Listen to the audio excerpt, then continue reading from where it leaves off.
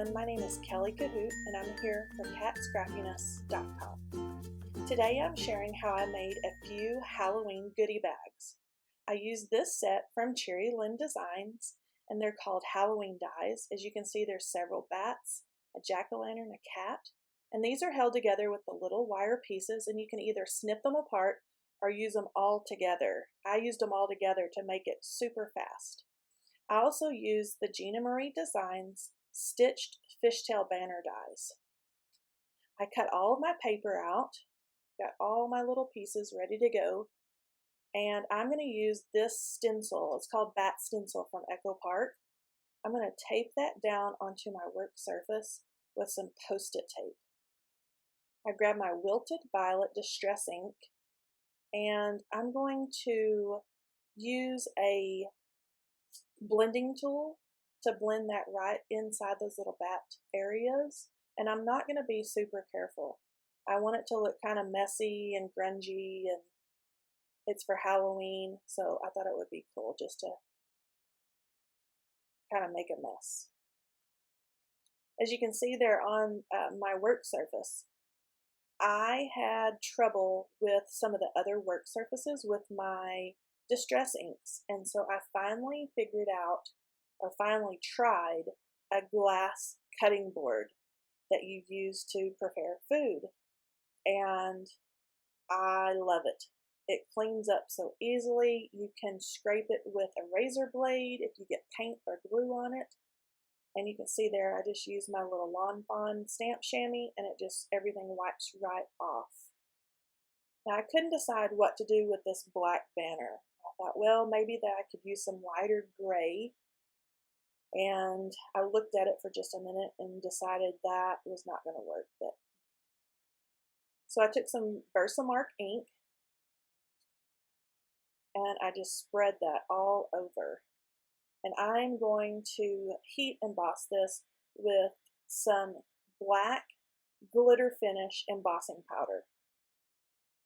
I'm just going to sprinkle that all over the top of those places that I put the Versamark ink. And I heat set that, and then it's all done.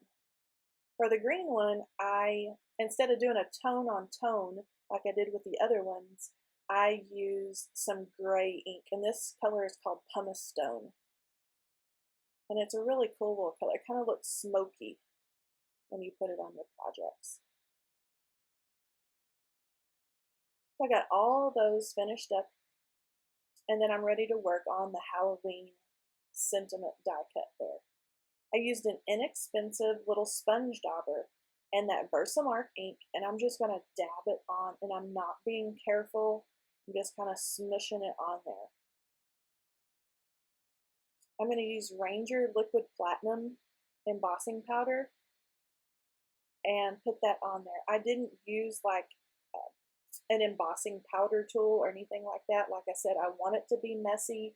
I want it pieces to get, kind of where they're not supposed to be. I used a paintbrush here to knock a bunch of it off.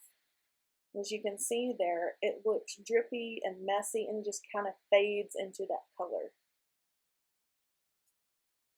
I glued these on to my banner with a zig glue pen, and I only glued down the happy part. I wanted the Halloween to kind of flip up and add a little dimension.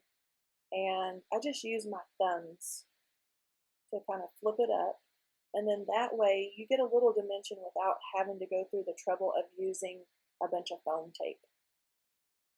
I put all the other little die cuts on, and then I decided I was ready to embellish with some bows and some other different things. I tried out the new lawn cuts from Lawn Fawn, and this is called Put a Bow on It.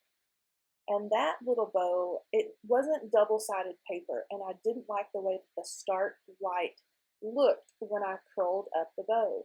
And so I just took that Pumice Stone ink again, and I ran it all over the back and all over the front, and then I'm going to use my glue dots to form the bow, and it's super easy. There's little tabs that you just join together. Looking back on this, I wish that I had used liquid glue on this, because for some reason my little glue dots didn't like the distress ink, I think is what it was.